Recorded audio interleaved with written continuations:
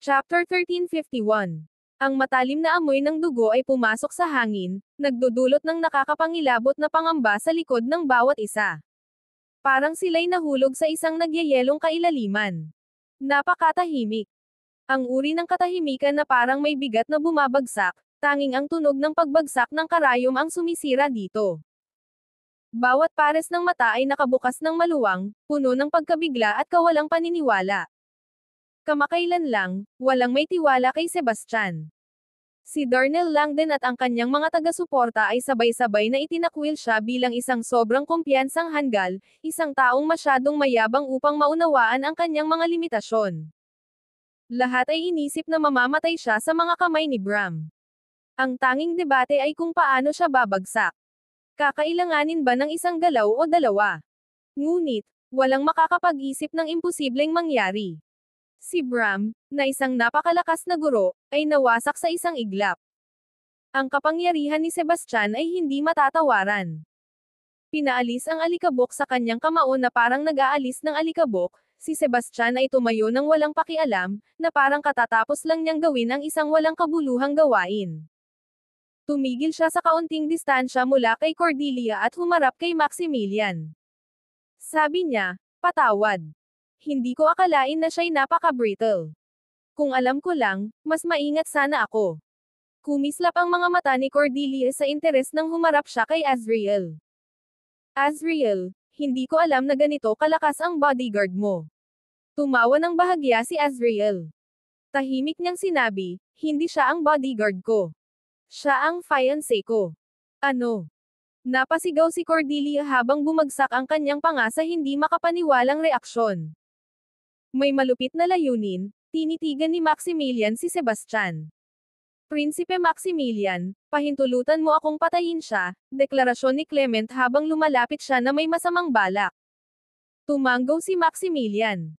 Lumapit si Clement kay Sebastian at malamig na nagtanong, "May lakas ka bang humarap sa akin sa labanan?" Sumagot si Sebastian sa malamig na tono, "Hindi ako nasa magandang kalagayan ngayon. Kung lalabanan mo ako, maghanda kang mamatay." Ang mga tao sa paligid ay nagbulungan si Clement ay isang lesser deity master, ngunit basta na lamang siyang pinabayaan ni Sebastian. Sobrang puno siya ng sarili niya. Tumawa si Clement, kahit na nag-aapoy ang galit sa kanyang mga mata. "Akala ko matapang ako, pero ang yabang mo ay umabot sa bagong antas. Kung hindi kita papatayin ngayon, hindi ko natatawaging Clement ang sarili ko." Hindi nag-aksaya ng oras si Sebastian sa mga salita. Tumalon siya sa hangin, umabot sa taas na 100 yarda. Sumunod si Clement, huminto mga 10 hakbang ang layo.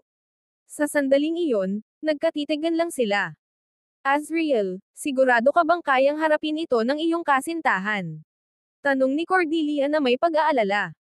Pagkatapos ng lahat, si Clement ay isang pinakamataas na lesser deity master. "Dapat ayos lang siya," sagot ni Azriel ng may kumpiyansa. Sa mga iilang tunay na nakakaunawa sa kakayahan ni Sebastian, wala siyang alinlangan. Nasaksihan niyang hinarapan niya si Evander, isang makapangyarihang intermediate deity master, at lumabas na nagwagi. Kung ikukumpara sa kanya, si Clement ay halos walang banta. Sa gitna ng masa, si Roland, na nakasuot ng maskara, ay pinapanood ang nagaganap na eksena na may ngiting puno ng kasiyahan. Ang kanyang plano ay nagiging perpekto. Sa simula, sinubukan ni Roland na makuha ang mga eksperto mula sa Gaudium Sacred Ground upang patayin si Sebastian, ngunit wala sa kanila ang handang magalit ang Supreme Lord para sa isang hindi kaugnay na dahilan. Kaya, humingi siya ng tulong kay Maximilian, inaalok siya ng isang Royal Yellowstone na nagkakahalaga ng 1 bilyon upang asikasuhin si Sebastian. Ang pang-aabala ni Bram kay Azriel ay inorganisa ni Maximilian upang pukawin si Sebastian na kumilos. Ngunit, ang kinalabasan ay hindi inaasahan. Pinatay ni Sebastian si Bram sa isang saksak lamang, na nagpakita ng nakakabahalang antas ng lakas. Gayunpaman, hindi nagpatinag si Roland dahil nilapastangan ni Sebastian si Maximilian. Si Maximilian ay hindi isang tao na madaling magpatawad ng ganitong mga pagkakasala. Chapter 1352. Clement pointed his long sword directly at Sebastian and said coldly, "I'll give you one chance to live. Abandon your cultivation, and I'll spare your life." "Ang tanga-tanga mo." Sagot ni Sebastian nang may pagdududa. "Binabalaan kita sa kamatayan." Sumiklab ang galit ni Clement nang ilabas niya ang isang nakamamatay na pag-atake ng enerhiya ng espada, na umabot ng maraming talampakan sa hangin. Ang napakalakas na lakas ng atake ay tila naglalayon na punutin ang lahat ng nasa daraanan nito. Ang mga tao ay sabay-sabay na huminga ng malalim. Si Sebastian ay winasak si Bram sa isang suntok lamang, ngunit si Clement ay isang pinakamataas na Lesser Deity Master. Ang laban na ito ay nangangako ng isang matinding salpukan ng mga higanti.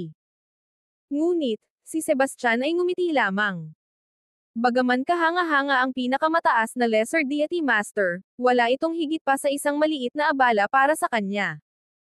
Sa isang bahagyang pagdapo ng galaw, madali niyang naiwasan ang enerhiya ng espada. Sa susunod na sandali, nasa harap na siya ni Clement. Lumusot ang mga mata ni Clement sa gulat. Hindi niya inaasahan ang nakakasilaw na bilis ni Sebastian. Sa instinktibong reaksyon, itinulak niya ang kanyang espada pasulong. Madaling iniiwasan ni Sebastian ang atake at mabilis na nahawakan ang pulso ni Clement sa isang galaw. Naglaho ang takot sa mukha ni Clement, ngunit hindi binigyan siya ni Sebastian ng pagkakataong makabawi. Sa isang matalim na pagliko, may narinig na nakakabinging pagputok habang nabali ang pulso ni Clement. Sumigaw si Clement sa sakit. Walang pag-aalinlangan, ibinigay ni Sebastian ang isang brutal na sampal sa mukha ni Clement, na nagpadapa sa kanya sa hangin. Dumapo sa lupa ang dugo at mga pira-pirasong ngipin habang bumagsak si Clement na may malakas na tunog. Si Clement ay bumagsak sa lupa, walang kagalaw-galaw. Ang arena ay muling nahulog sa isang nakabibinging katahimikan habang ang mga manonood ay napanganga. Si Clement, isang pinakamataas na Lesser Deity Master, ay sinampal hanggang mawalan ng malay. Ang labis na kapangyarihan ng lakas ni Sebastian ay nakakatakot. Ang mga ekspresyon sa madla ay nagbago habang tinitingnan nila si Sebastian. Ang pagwasak kay Bram, na isang 8-star Lesser Deity Master, sa isang suntok lamang ay nag-iwan na ng impresyon gayunpaman, ang pagkapinsala kay Clement, na isang pinakamataas na Lesser Deity Master, gamit lamang ang isang sampal ay isang ganap na ibang antas ng kapangyarihan. Ang pagkabigla ay hindi lamang limitado sa mga manunood na nakatayo sa gilid. Pati ang mga nakaupong kabataang Elite Avenue natigilan sa katahimikan dahil sa nakakatakot na lakas ni Sebastian. Ang mga bulong-bulungan ay kumalat na parang apoy habang pinag-uusapan ng imga tao ang tunay na antas ng pagsasanay ni Sebastian. Karamihan ay naniniwala na siya ay isang near-intermediate deity master na. Sa kabila ng aura na kanyang inilalabas na nagmumungkahi na siya ay isang pre-lesser deity master lamang, itinakwil ito ng masa bilang isang peke. Ang isang tao sa antas na iyon ay hindi maaaring maging sobrang lakas. Tanging isang near-intermediate deity master lamang ang makatalo sa isang pinnacle lesser deity master. Kapag ang isang cultivator ay umakyat sa lesser deity realm, haharapin nila ang pagsubok na darating. Ang pagsubok ay napakalupit na madalas itong inilarawan bilang isang pagsubok sa kaligtasan na may napakaliit na tsansa ng tagumpay. Ang pag-abot sa intermediate deity realm ay nagdala ng isang mas nakasisindak na pagsubok, isang pagsubok na kinatatakutan ng mga cultivator na harapin. Ang ilan, na natatakot sa napakalaking hamon na ito, pinili na pigilin ang kanilang pagsasanay, itinigil ang kanilang pag-unlad o gumamit ng mga artepakto upang itago ang kanilang aura at maiwasan ang pagtuklas ng pagsubok. Ang mga individual na ito ay kilala bilang near-intermediate deity masters. Ang pamamaraang ito ay nagbigay ng pahinga mula sa pagsubok, ngunit ito ay may mataas na halaga. Kung hindi sila sumailalim sa pagsubok, ang espiritual na kakanyahan at pisikal na katawan ng isang tagapag-ani ay kulang sa pag-aalab ng banal na kidlat, na nagiging sanhi upang hindi sila makasulong sa intermediate deity realm. Ang kanilang pag-unlad ay titigil, at sila ay magpakailanman mahaharang sa tunay na kahusayan. Bagaman ang Near Intermediate Deity Master ay hindi kayang makipagsabayan sa buong lakas ng isang Intermediate Deity Master, sila ay nasa mataas na antas pa rin kumpara sa isang pinakamataas na Lesser Deity Master. Bukod pa rito, ang isang Near Intermediate Deity Master ay maaaring mag-trigger ng pagsubok anumang sandali. Kahit ang mga ganap ng umakyat sa Intermediate Deity Realm ay mag-iisip ng 2 beses bago mag-provoke ng ganitong individual. Ang nagpulala pa sa sitwasyon ay ang kabataan ni Sebastian. Ang kanyang hitsura ay naglalabas ng sigla, at ang kanyang enerhiya ay masigla at hindi mapigilan. Kitang-kita na nasa rurok pa rin siya ng kanyang mga taon. Sa gitna ng karamihan, labis na nagulat si Roland. Inaasahan niya na ang atake ni Clement ay magwawakas kay Sebastian ng walang abala. Hindi niya kailanman naisip sa kanyang pinakamalalim na imahinasyon na madali siyang mapapabagsak ni Sebastian, na nagpatambo kay Clement sa isang sapantaha lamang. Talagang nakakatakot iyon. Samantala, ang ekspresyon ni Maximilian ay lalong naging malungkot. Ang kanyang tingin kay Sebastian ay puno ng yelo at pagnanais na pumatay. Chapter 1353. Si Cordelia ay nagliliwanag sa kasiyahan.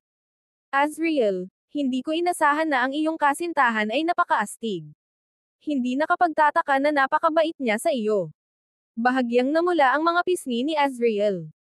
Hindi niya maiwasang makaramdam ng swerte na nakatagpo siya ng isang kasing espesyal ni Sebastian. Sa isang ngiting puno ng saya, tumingin si Cordelia kay Maximilian at sinabi, "Maximilian, mukhang hindi kayang-kaya ng mga tao mo ang trabaho. Bilang iyong nakatatandang kapatid, nararapat lang na hayaang kitang manalo," sagot ni Maximilian na may pilit na ngiti. "Kung ganyan, kailangan mo akong payagan na manalo ng mas madalas sa hinaharap," sabi ni Cordelia na may mapaglarong ngiti. Hindi sumagot si Maximilian, pinili na lamang na umalis kasama ang kanyang mga kasama. Ang dapat sana'y mapayapang pagtitipon ng tsaa para sa kaliwanagan ay nagwakas sa isang mapait na tono. Si Sebastian, na naglayong manatiling tahimik, ay hindi inaasahang naging sentro ng atensyon. Gayunpaman, dahil ito ang kanyang unang pagkakataon sa Divinopolis, wala siyang kilala maliban kina Azriel at Roland. Dumating ang susunod na araw sa isang kisapmata. Sa pagsikat ng araw, nagsimulang dumagsa ang mga tao patungo sa sentro ng lungsod, lahat may iisang layunin. Sila ay papunta sa Skyward Chamber of Commerce upang dumalo sa taunang malaking auction. Bilang ang pinakakilalang guild ng mga mangangalakal sa timog na rehiyon, ang Skyward Chamber of Commerce ay nalalampasan pa ang umuusbong na Supreme Merchants Guild. Bagaman ang huli ay nagpakita ng potensyal, hindi ito maihahambing sa malalim na impluwensya at pamana ng una. Dahil dito, ang taunang auction ng Skyward Chamber ay naging isa sa mga pinaka-inaabangang kaganapan sa katimugang rehiyon. Ang mga kinatawan mula sa mga pinaka-prestihiyosong pamilya ng rehiyon, mga sagradong lugar, at mga sekta ay nagtipon-tipon upang dumalo, kasama ang mga bisita mula sa mga kalapit na rehiyon. Ang dami ng mga dumalo ay nakakabigla. Sa pasukan ng auction, ang mga pila ay walang katapusang umuusli, bumubuo ng higit sa 12 mahahabang pila. Gayunpaman, hindi kasing simple ng pagtayo sa pila ang pagpasok. Kinakailangan ng mga kalahok na magbayad ng entrance fee na 50,000 spiritual stones. Sa kabila ng mataas na halaga, nanatiling matatag ang sigasig ng mga tao. Si Sebastian at Azriel ay dumaan ng diretso sa VIP entrance, hindi pinansin ang mga tao sa paligid.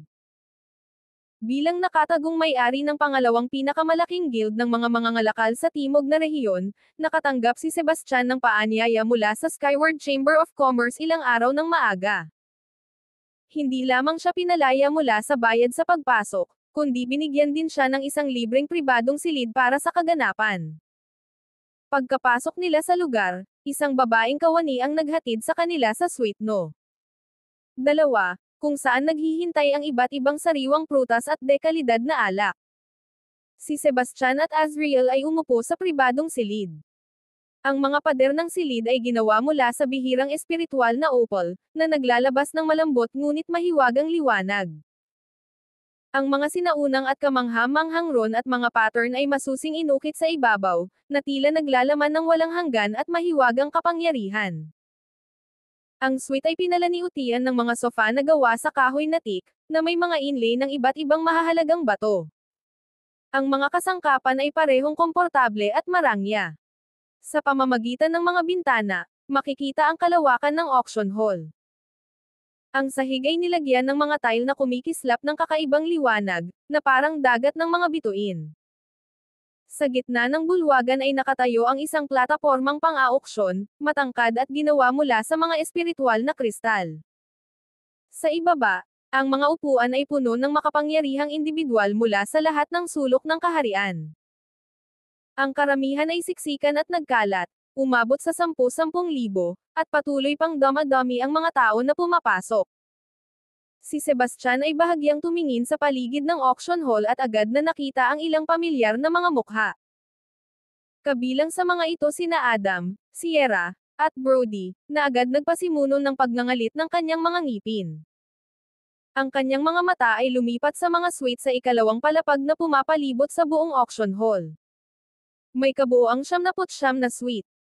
Ang mga suite ay tiyak na okupado ng mga individual mula sa mga pangunahing banal na lugar o makapangyarihang pamilya. Gayunpaman, dahil sa mga porma sayon ng array na humahadlang sa anumang espiritual na pandama, at ang mga salamin na tanging mula sa loob palabas lamang ang pananaw, imposibleng matukoy kung sino talaga ang nakaupo sa loob. Pagkalipas ng ilang sandali, inalis ni Sebastian ang kanyang tingin. Sa mga sandaling iyon, labis siyang nadismaya. Hindi niya natagpuan ang sinuman sa mga taong inaasahan niyang makita, tulad ni Lilian, Esme, o Zia. Lumipas na ang mga taon, at hindi niya maiwasang magtanong kung kamusta na sila ngayon. Chapter 1354. Kinuha ni Azriel ang isang listahan mula sa mesa at ibinigay ito kay Sebastian. Nandito ang listahan ng mga item para sa auction na ito. Tingnan mo at tingnan kung may interesado ka. Ang mga auction ay karaniwang nahahati sa dalawang kategorya, bukas at sarado. Ang mga bukas na auction ay naglalantad ng lahat o bahagi ng mga item na ibinebenta, habang ang mga saradong auction ay hindi nagpapakita ng anuman o nagbibigay lamang ng ilang pahiwatig. Ang auction na inorganisa ng Skyward Chamber of Commerce ay isang bukas na uri, kung saan ang lahat ng mga item na ibebenta ay ipinakita ng maaga. Kinuha ni Sebastian ang listahan at tiningnan ito. Nabigla siya. May higit sa 500 na mga item sa listahan, at ang auction ay nakatakdang tumagal ng buong 7 araw. Hindi lamang nakakabighani ang dami ng mga bagay, kundi pati ang kalidad ng mga kayamanan ay kapansin-pansin din. Mayroong higit sa 100 ng mga artepakto ng mataas na antas sa mga lote, at isa sa 3 pangwakas na pangunahing item ay isang artepakto ng mataas na antas, na siyang Worldbinder Seal. Ang mga mataas na antas na espiritual na artepakto ay labis na makapangyarihan. Gayunpaman, napakabihira nila, at karamihan ay nasa pagmamay-ari ng mga impluwensyal na tao mula sa mga banal na lugar o malalaking pamilya. Kahit sa mga intermediate deity masters, karamihan ay gumagamit lamang ng mid-grade na mga espiritual na artifact, habang iilan lamang ang may access sa upper grade na mga ito. Ang napakalaking halaga ng isang mataas na antas na espiritual na artifact ay walang duda. Bukod dito, naglalaman ang auction ng isang malawak na hanay ng mga mahalagang pil, kabilang ang ilang uri ng 5th grade pil. Kabilang sa huling 3 item ang isang maalamat na pil ng ika-6 na baitang na tinatawag na Astral Communion Pil. Kabilang sa huling 3 item ang isang maalamat na pil ng ika-6 na baitang, na tinatawag na Astral Communion Pil. Ang mga pil ng ika-6 na baitang ay mga kayamanang walang halaga, dahil mayroon lamang 2 kilalang alkaymista ng ika-6 na baitang na umiiral. Pareho silang bihirang magbukas ng kanilang pagan para sa produksyon, na nagiging halos mythical ang mga ganitong pil sa kanilang cast rarity at halaga. Dahil dito, ang mga pil ng ika-6 na baitang ay naging napakabihira, kung saan bawat isa ay nagdudulot ng matinding laban sa pagbid sa pagitan ng napakaraming kalahok. Kabilang sa mga pil ng ika-6 na baitang, ang Astral Communion Pil ay itinuturing na isa sa pinakamaganda. Ang pangunahing layunin nito ay pahusayin ang kapangyarihang mental. Kilalang-kilala na ang mga intermediate deity masters ay nakatuon sa kanilang pagsasanay sa kapangyarihang mental. Mas malakas ang kanilang mental na kapangyarihan, mas malaki ang kanilang kabuuang lakas. Isang astral communion pill lamang ang makakapagpataas ng kultibasyon ng isang intermediate deity master ng isang bituin, na nagiging hindi matutumbas ang halaga nito. Sa kabila ng mga kayamang ito, mayroong maraming iba pang espiritual na halamang gamot, mga baluti sa labanan, at mga bihirang kristal na nakalista sa auction, kabilang ang puso ng karagatan at ang royal na dilaw na bato. Gayunpaman, ang pinakamahalagang bagay sa lahat at ang huling tampok ng auction ay ang maalamat na Novum Solar Gem. Ang Novum Solar Gem ay nagmula sa mga lugar na may matinding init at napakabihira nito na lumalabas lamang isang beses sa isang milenyo. Naglalaman ito ng walang hanggan, nag-aapoy na solar essence na walang kapantay na lakas. Ayon sa alamat, kung gagamitin ng tama, ang hiyas ay maaaring lubos na mapalakas ang kapangyarihan ng isang tagapag-ani. Maaari rin itong potensyal na makatulong sa kanila na makalagpas sa mga hadlang sa kanilang pagsasanay at umakyat sa mas mataas na mga antas. Ang halaga nito ay higit na lumampas sa lahat ng iba pang mga bagay, na ginagawang isang kayamanan na pinapangarap ng hindi mabilang na mga makapangyarihan. Ang alindog ng Novum Solar Gem ay nakahikbi kahit sa mga reclusive masters, na hindi nagpakita sa loob ng maraming taon, mula sa kanilang pagtatago. Ang pagkakasama nito sa auction ang pangunahing dahilan ng hindi pa nagagawang antas ng kasiyahan at tensyon ng kaganapan. Opisyal nang nagsimula ang auction. Habang isang marangal na babae ang humakbang sa entablado, agad na nagdulot ng alon ng excitement at kaguluhan sa gitna ng mga tao. Hindi ko inasahan na si MS Lockhart pa mismo ang mag-host ng auction.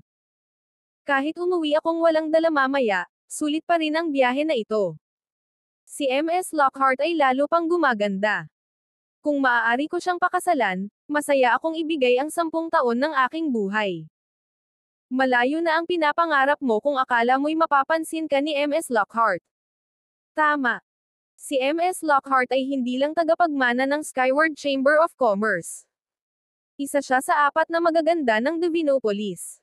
Bukod pa rito, walang kapantay ang kanyang talento sa pagsasanay. Isa na siyang elite disciple ng Gaudium sect, at sa loob ng ilang taon, tiyak na magiging private apprentice siya. Kagandahan, talento, at katayuan. Siya ay talagang isang bihirang hiyas. Sino mang makakuha ng kanyang kamay ay kailangang isa sa mga henyo sa Phoenix List. Sa isa sa mga pribadong booth, pinanood ni Azrael si Lydia na umakyat sa entablado, humarap kay Sebastian, sinabi niya, "Matagal mo nang kilala si MS Lockhart. Hindi ka ba magpapalim? Hindi ka ba magbababati?" Sumagot si Sebastian na may halong tawa, "Magkaibigan lang kami." Sumagot si Sebastian na may halong tawa, "Magkaibigan lang kami. Huwag mong sabihing naiinggit ka." "Syempre hindi."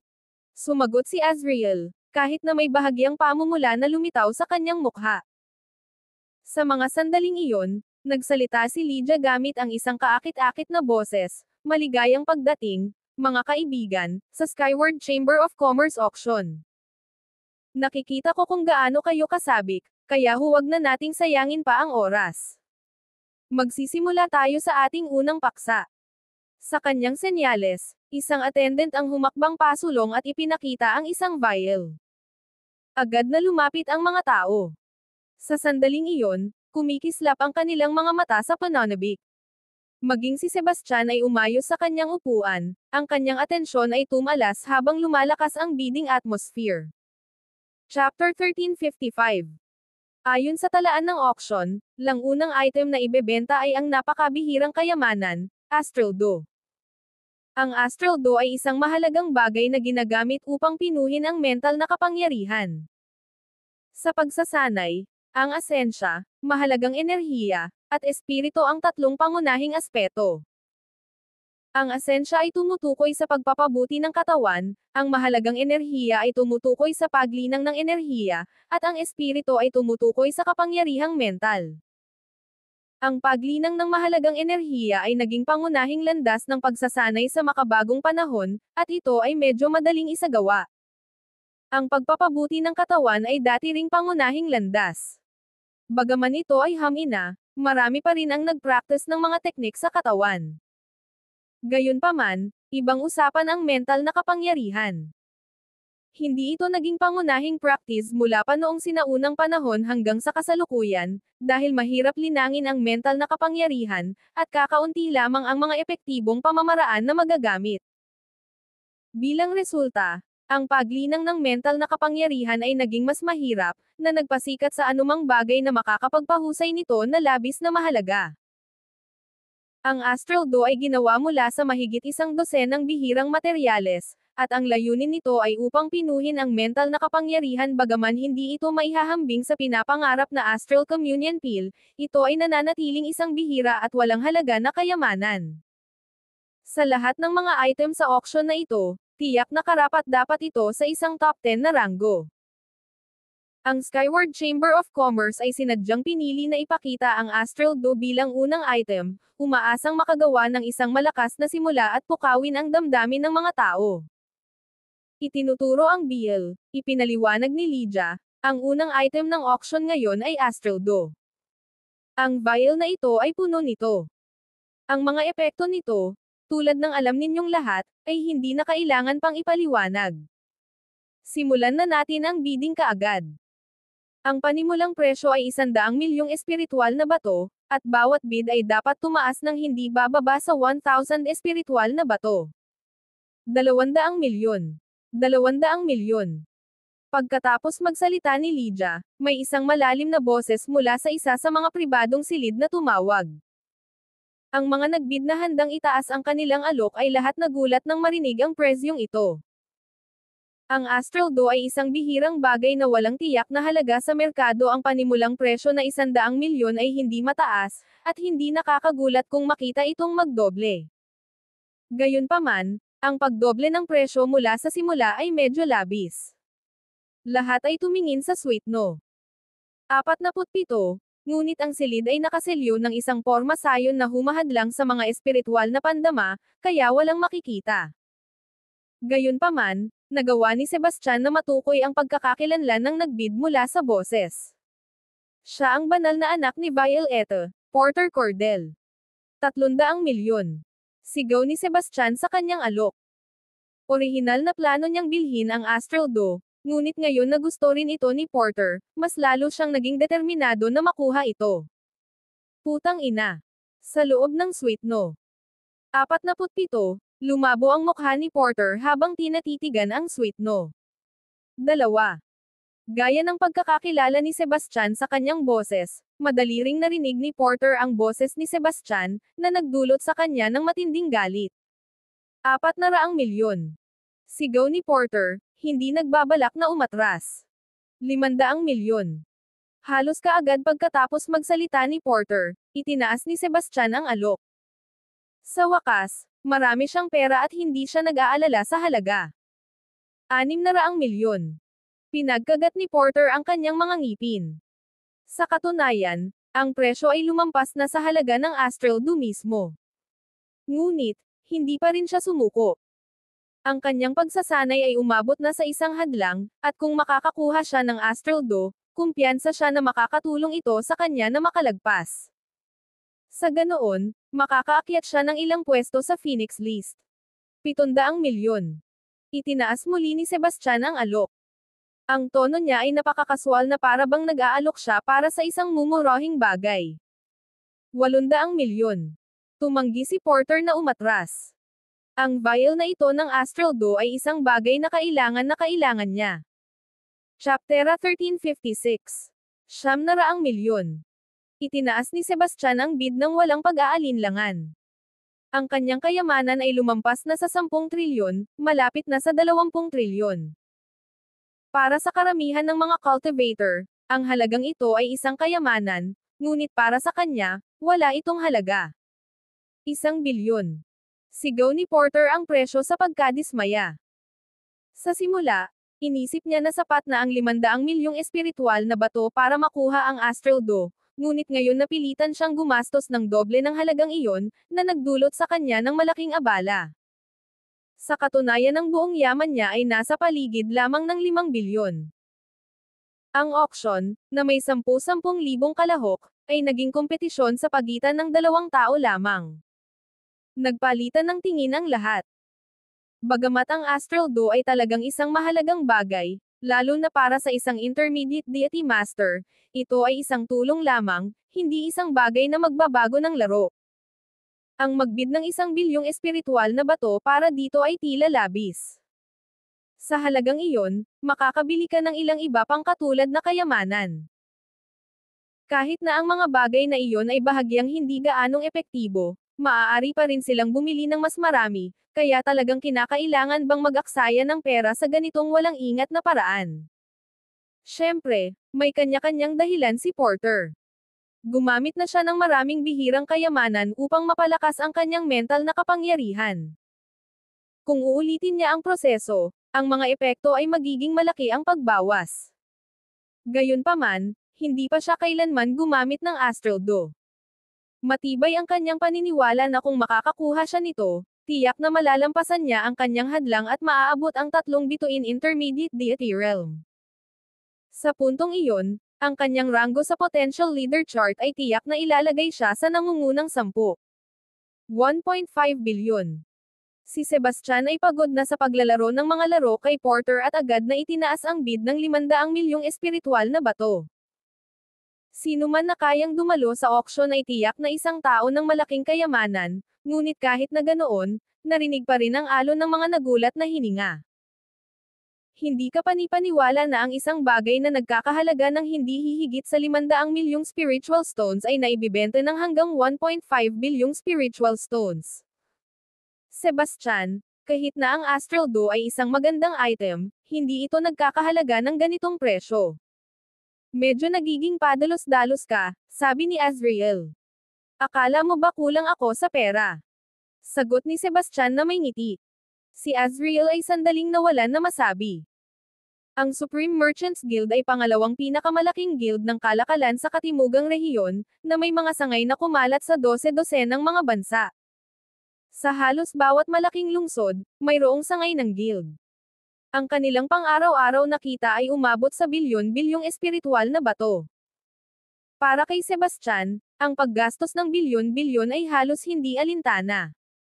Sa loob ng suite no. 47, isang malakas na tunog ang narinig ng ibangga ni Porter ang kanyang kamay sa mesa sa galit.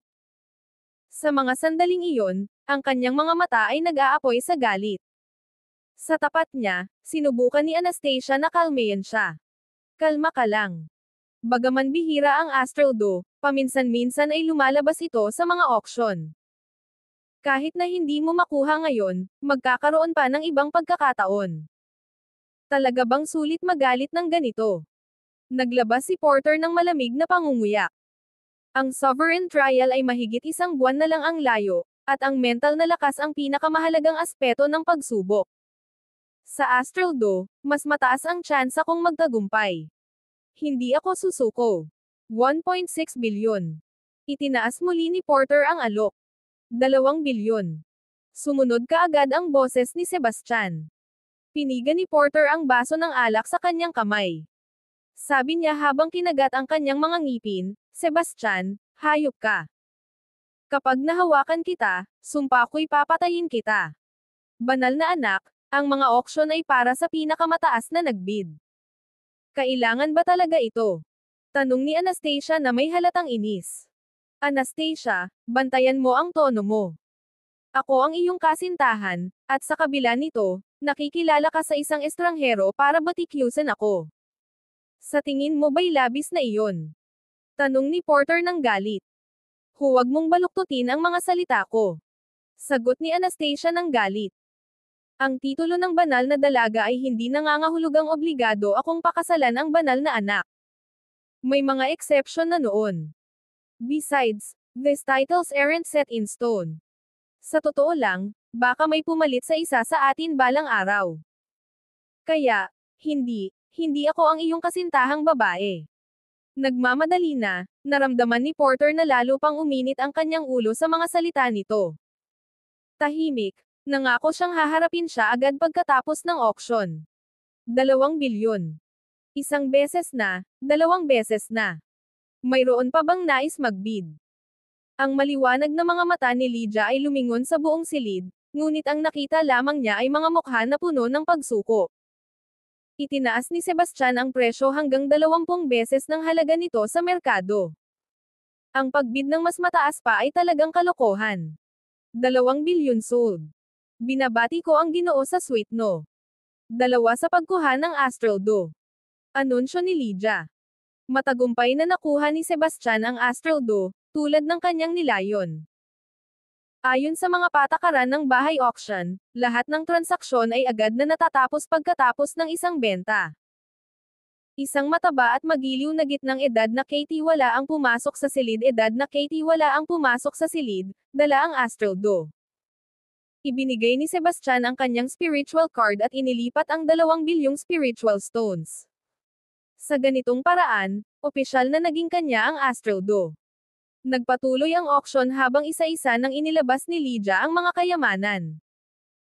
Kabilang sa mga kayamanan ay ang napakabihirang Thunderwood, isang mataas na antas na espiritual na artepakto na balabal, at isang piraso ng isang sinaunang espada. Chapter 1357. Bawat kayamanan na lumitaw sa auction ay nagpasiklab ng alon ng excitement at masiglang pagbid. Halimbawa, ang kahoy ng kulog ay tiyak na isang bihira at pambihirang materyal, puno ng kapangyarihan ng kidlat at halos hindi mapapinsala.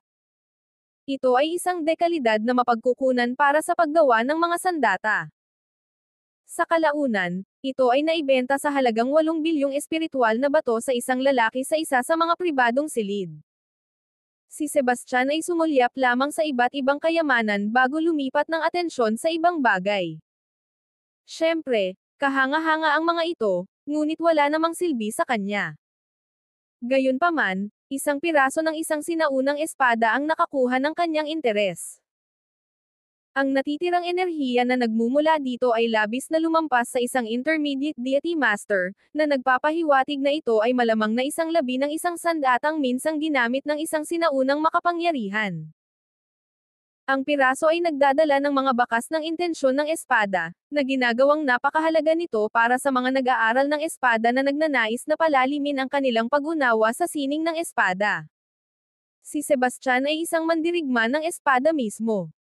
Bagaman nagsisimula na siyang maunawaan ang intensyon ng espada, malayo pa rin siya sa pagiging bihasa dito. Ang bidding para sa piraso ng sinaunang espada ay nagsimula sa 500 milyong espiritual na bato. Sa loob ng 1 minuto, ang presyo ay doble na. 1.5 bilyon. Biglang nagbigay ng agresibong alok si Porter. Tulad ni Sebastian, si Porter ay isa ring mandirigma at hinahangad ang piraso dahil sa potensyal nitong mapahusay ang kanyang kasanayan sa intensyon ng espada. Sa pamamagitan ng pagtaas ng bid ng napakalaking 500 milyon, layunin niyang takutin ang iba pang mga kakompetensya. Triple mula sa panimulang alok. Hindi ito magiging sulit kung patuloy silang magbibid. 16 na bilyon dumating ang malinaw at melodyosong boses mula sa suite no. 2 bilyon. Itinaas muli ni Porter ang pastahan dahil determinado siyang makuha ito. Sa entablado ng auction, ang ngiti ni Lydia ay naging maliwanag. Ang patuloy na pagtaas ng mga bid ay malinaw na ikinatuwa niya. Dahil walang agarang tugon, sinimulan niya ang kanyang pagbibilang. Ang sinaunang piraso ng espada, na pinuno ng makapangyarihang intensyon ng espada, ay isang pagkakataon na hindi mo na muling makikita para sa mga naghahanap ng kaliwanagan sa sining ng espada. 2 bilyong espiritual na bato. Isang beses na, 2 beses na. Mayroon bang karagdagang bid? 2 bilyon. Bago pa siya makapagwakas, umusbong ang boses ni Sebastian mula sa suite no. 2. 2.5 bilyon. Pinagsaluhan ni Porter ang kanyang kamay sa mesa sa galit nang marinig niya ang boses ni Sebastian. Ang lakas ng pagkakasalampak ay nagwasak sa mesa, at ang galit na nagmumula sa kanya ay halos mahahawakan. Kumbinsido siya na sinasadya talaga siya ni Sebastian. Walang ibang paliwanag kung bakit palagi siyang nilalampasan ni Sebastian sa pagbid. Malinaw na personal ito. Hindi nagkamali si Porter. Matagal nang inaatake ni Porter si Sebastian, at hindi si Sebastian ang tipo ng tao na uupo na lang at magtitiis ng walang laban kapag nagkaroon ng pagkakataon. Ang sweet no. Dalawang ay nag-alok ng 2.5 bilyon. Mayroon bang karagdagang alok? Tanong ni Lydia, habang tinitingnan ang sweet no. 47. Sa ngayon, karamihan sa ibang mga nagbid ay umatras na mula sa kompetisyon. 2.6 bilyon. Muling itinaas ni Porter ang bid. Mabilis na sumingit si Anastasia, banal na anak, sobrang taas na ng presyo na ito. Dapat mo na itong bitawan. Ano bang problema? Naawa ka ba sa lalaking iyon? Tanong ni Porter ng galit. Para ito sa iyong ikabubuti. Ang piraso ay hindi gaanong makakatulong sa pag-unawa ng intensyon ng espada. Kung talagang napakahalaga nito, hindi ito ibinibenta ng Skyward Chamber of Commerce. Ang paggastos ng higit sa 2 bilyong espiritual na bato ay hindi talaga sulit, sabi ni Anastasia. Humajijek si Porter. Siyempre, hindi ito sulit. Kaya nga nagdesisyon na akong bitawan na ito. Bakit ka pa nagbibid? Tanong ni Anastasia, naguguluhan. Naglabas ng malamig na tawa si Porter habang sumasagot, akala ng mayabang na mayamang iyon na hindi siya matitinag. Tingnan natin kung paano niya haharapin ito. 3 bilyon. Parang sabay-sabay, muling itinaas ni Sebastian ang bid. 3.5 bilyon. Sigaw ni Porter, muling tumaas ang kanyang bid. Napagpasyahan na niya, at ito na ang pagkakataon niyang pasakitan si Sebastian. Kung gaano siya kalayo magpupumilit ay nakadepende ng buo sa reaksyon ni Sebastian. Lung magpakita ng kaunting pag-aalinlangan si Sebastian, balak ni Porter na umatras at iwanan siyang harapin ang mga magiging epekto. 4 bilyon. Muling umabot ang boses ni Sebastian, matatag at hindi natitinag. Hindi siya nag-atubiling kahit saglit, at malinaw sa kanyang tono na balak niyang manalo. 4.5 bilyon agad na sumunod si Porter, tumangging umatras. Ang mga tao ay nagulat. Isang bagay na nagkakahalaga ng ilang daang milyon ay ngayoy banibidahan ng napakalaking 4.5 bilyong espiritual na bato. Ang dalawa na ito ay talagang wala sa katinoan. Chapter 1358. Matapos sumigaw ng napakalaking alok na 4 hanggang 5 bilyong espiritual na bato, sabik na hinintay ni Porter ang counter-offer ni Sebastian. Napagpasyahan na niya na kahit ano paman, hindi na niya itataas ang pastahan. Ang kasalukuyang presyo ay nakakatawa, at kung mapunta sa kanyang mga kamay ang piraso ng sinaunang espada, magiging napakalaking kawalan. Ngunit sa pagkakataong ito, nanatiling tahimik si Sebastian. Hindi mapigilan ni Porter ang makaramdam ng pagkabahala. Habang mahigpit niyang kinuyumos ang kanyang mga kamao, nagsimulang mag-ipon ang mga patak ng pawis sa kanyang mga palad. Sa loob ng suite no. 2, nagtanong si Azriel ng may pag-usisa, hindi ka na ba magbibid? Sumagot si Sebastian na may ngiti, hindi mo ba naiisip na sobrang taas ng presyo? Akala ko hindi ka nagmamalasakit sa pera, sabi ni Azriel. Ipinaliwanag ni Sebastian na may ngiti, tama ka, pero hindi ibig sabihin na gusto kong lokohin ako. Malinaw na sinusubukan akong ipitin ni Porter, kaya bakit ko pa ito pag-aaksayahan ng panahon? Bukod dito, hindi naman ganoon kahalaga ang piraso ng espada. Kaya ko namang wala ito. Oh, naiintindihan ko na. Kaya pala ang mga naunang alok mo ay sinadya. Tanong ni Azriel. Tumango si Sebastian habang ngumiti. Ang Ginoo mula sa Sutno. 47 ay nagbid ng 4.5 bilyon. Kung walang karagdagang mga bid, iaanunsyo ko na ang nagwagi. 4.5 bilyon. Isang beses, 2 beses. Bumilis ng husto ang boses ni Lydia. Nakilala niya ang boses ni Sebastian at alam na alam niyang hindi gaanong mahalaga ang piraso ng sinaunang espada. Nabalisa na huwag na siyang pataasin pa ang bid, nagmadali siyang isara ang auction. Sandali lang. Habang malapit nang ipahayag ni Lydia ang nanalo, umabot ang boses ni Porter, na siya namang nagpatigil sa kanya. Pagkatapos ay lumakad siya palabas ng kanyang silid na may layunin. May kailangan ka ba, sir? Anong ni Lydia? Ang kanyang ekspresyon ay puno ng pagkalito habang tinitingnan siya. Ang mukha ni Porter ay lumabo habang sumagot siya, binibilasan mo ito. Bigyan mo naman ng patas na pagkakataon ang mga tao na magbid muli. Ngumiti si Lydia ng magalang at sinabi, Ginoo, sinusubukan ko lang kayong tulungan. Kung may ibang magbid, ibig sabihin ay kailangan niyong magbayad ng mas mataas. Ang mga auction ay dapat na patas, at lahat ay may karapatang maglaan ng oras upang pag-isipan ang kanilang bid, sabi ni Porter habang tinitingnan ang sweet no. 2. Sa isang tusong hamon sa kanyang tinig, idinagdag niya, talagang gusto mo ito, hindi ba? Sige, magbid ka. Wawasakin kita ng buong lakas. Bagaman ang kanyang mga salita ay puno ng kay-abangan, ipinakita rin nito ang nakatagong kawalang katiyakan na nagtulak sa kanya na mag-provoke. Sebastian na may pang-asar mula sa suite, Porter, dahil nag-aasal ka ng parang tanga, hindi ibig sabihin lahat ng tao ay ganoon din. Sinusubukan mong pataasin ang presyo para mahuli ako, pero mukhang ikaw lang ang nahuli mo. Nahuli si Porter sa kanyang hindi inaasahang sitwasyon. Nabigla at nagalit siya habang sumisigaw ng galit, anong kalokohan ang sinasabi mo? Sino ang nagtatangkang lokohin ka? Gusto ko talaga ito. Pero naalala ko lang na kailangan ko ng pondo para sa ibang bagay. Medyo kapos ako sa pera. Paano na lang ito magdagdag ka ng kaunti, at ibibigay ko na ito sayo.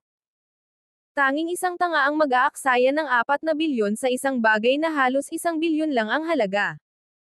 Congrats, Porter, ikaw ang tanga na iyon, sabi ni Sebastian nang walang pag-aalinlangan. Hindi napigilan ng mga tao na mapatawa, at ang tunog nito ay umabot sa buong auction hall.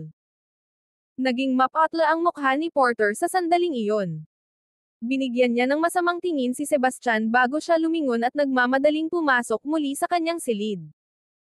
4.5 bilyon. Huling tawag binibenta. Binabati ko ang ginoong ito. Tumama ang panggawad ni Lydia, tinatakan ang kasunduan. Ang huling pagbati ay nagpadala sa buong silid ng isa pang round ng malalakas na tawanan. Si Porter ay nagngangalit na ngayon sa galit at panghihinayang. Nakatayo sa kanyang silid, siya ay nabigo. Hindi niya inaasahan na malalampasan siya ni Sebastian, na nag-iwan sa kanya na may piraso ng sinaunang espada sa napakataas na presyo na 4.5 bilyong espiritual na bato.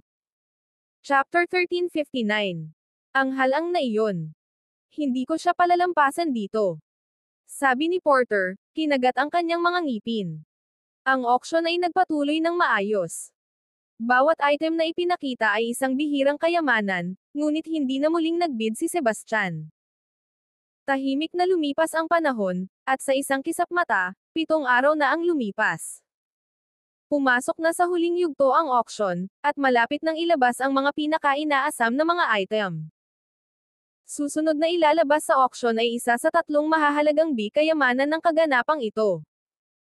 Ito ay isang napakalakas na artifact, isang mataas na antas na espiritual na artifact, na naglalabas ng pambihirang kapangyarihan, anunsyo ni Lydia habang pumapalakpak.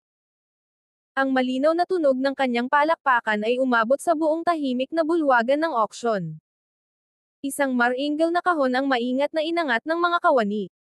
Dahan-daang binuksan ni Lydia ang kahon, na nagpakita ng isa sa mga dakilang kayamanan ang Worldbinder Seal. Sa malaking pag-iingat, inalis ni Lydia ang selyo mula sa kahon at inilagay ito sa mesa ng pagpapakita. Agad, lahat ng mata ay nahatak dito, tila ba ng isang hindi mapigil ang puwersa. Ang selyo ng Worldbinder ay kumikislap ng isang sinauna at mahiwagang liwanag. Ito ay hugis parihaba, na may masalimuot at detalyadong mga ron na inukit sa bawat mukha. Ang mga ron ito ay tila naglalarawan ng mga pangunahing katotohanan ng universo, bahagyang nakikita sa liwanag, na parang maaari silang magbuhay anumang sandali, naglalabas ng isang sinaunang at malalim na aura.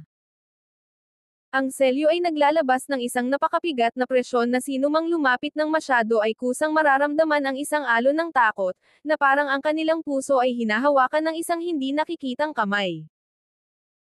Ang material ay hindi ginto o opal, ngunit naglalabas ito ng isang hindi maipaliwanag, natatanging tekstura, na parang hinubog ito ng mga pagdurusa ng hindi mabilang na mga panahon, dala ang bigat ng oras mismo. Sa ibabaw ng hawakan ng selyo, isang makapangyarihang dragon ang nakabalot dito. Ang mga kaliskis ng dragon ay malinaw at buhay na buhay, halos tila totoong tao. Ang mga mata ng dragon ay kumikislap ng isang nakabibighaning, maharlikang liwanag, na parang tinitingnan nito ang lahat sa ibaba, pinapatunayan ang kanyang ganap na kapangyarihan. Nang tumama ang liwanag sa Worldbinder Seal, ito ay nag-refract sa isang kamangha-manghang paraan. Mga makulay at buhay na sinag ang bumuhos, nagtatagpo at lumilikha ng isang pangarap na tila kamangha-manghang tanawin. Para itong isang napakagandang painting na unti-unting bumubukas sa kanilang mga mata. Isang magaan na haplos sa ibabaw ng selyo ang nagpalabas ng napakalakas na kapangyarihan. Parang ang selyo ay naglalaman ng isang puwersa na kayang supilan ang mismong kalangitan, na nagdudulot ng malalim na pagkamangha. Lahat ay namangha sa mahika at kapangyarihan ng Worldbinder Seal. Ang buong auction hall ay nahulog sa isang nakabibinging katahimikan, na sinundan ng mga alon ng mga nagulat na sigaw. Malinaw sa lahat na ito ay isang napakabihirang, pandaigdigang kayamanan. Mabilis na tumayo si Sebastian nang hindi niya namamalayan. Bagaman siya ang may-ari ng espesyal na artifact, Chimes Tower, alam niyang sa kanyang kasalukuyang pagsasanay, hindi niya kailanman kayang suportahan ang drain na ilalagay nito sa kanyang enerhiya. Bukod pa rito, ang pangunahing layunin ng Chimes Tower ay tumulong sa pagsasaka. Ang tunay na halaga nito ay nakasalalay sa pagkakalagay nito sa Aruna City upang sanayin ang talento. Ngayon, ang Worldbinder Seal ay isang mataas na antas na espiritual na artifact. Kapag naabot niya ang Lesser Deity Realm, magagawa na niyang i-activate ito. Bukod pa rito, ang selyo ay maaaring magbago ng laki, na nagpapahintulot kahit sa mga mandirigma na nag-aayos ng katawan na maglabas ng nakakatakot na kapangyarihan, na ginagawa itong perpekto para sa kanya. Ngumiti si Lydia at sinabi, ngayon na mayroon na kayong pangunahing kaalaman tungkol sa Worldbinder Seal, opisyal nang magsisimula ang auction. Ang panimulang presyo ay 5 bilyong spiritual stones, na may minimum na pagtaas na 100 milyong spiritual stones. Bagaman lahat ay handa na sa isip, nagulat pa rin sila nang marinig ang panimulang presyo. Pagkatapos ng lahat, ang mga karaniwang espiritual na artifact ay nagkakahalaga lamang ng 10,000 espiritual na bato, at ang mga mid-grade na artifact ay halos umabot lamang ng ilang daang libo. Gayunpaman, alam din ng lahat na ang pagiging bihira ang nagpapahalaga sa mga bagay. Mula sa mga artepakto ng mataas na antas ng espiritu pataas, ang mga presyo ay tumaas ng napakabilis. Ang isang upper grade na artifact ay maaaring magkasya ng hindi bababa sa 10 milyon ng mga spiritual stones, at ang mga may mas mataas na kalidad ay maaaring umabot ng higit sa 100 milyon. Tungkol naman sa mataas na antas na espiritual na artifact, mas bihira pa ito. Mayroon lamang ng mas mababa sa 100 sa buong mundo, kaya't ito ay walang halaga at bihirang ibinebenta. Kaya naman, ang panimulang bid na 5 bilyong espiritual na bato ay lubos na makatwiran. 5.5 billion. 5.8 billion. 6 billion. Pagkatapos magsalita ni Lydia, ang mga boses ng mga nag-aalok ay agad na tumaas ng sunod-sunod. Ang presyo ay mabilis na tumaas at, sa isang kisap mata, lumampas sa 10 bilyong marka. Ang ganitong mataas na presyo ay lampas na sa kakayahan ng mga karaniwang nag-aalaga, kaya ang mga bid ay nagmumula lamang sa mga pribadong suite. Sebastian. Tawagin mo na lang akong Sebi mula ngayon, itinuwid ni Sebastian. Sebi, maglalagay ka ba ng bid? Tanong ni Azriel nang may pag-usisa. Chapter 1360. Bakit ko palalagpasin ang ganitong kayamanan? 20 bilyon.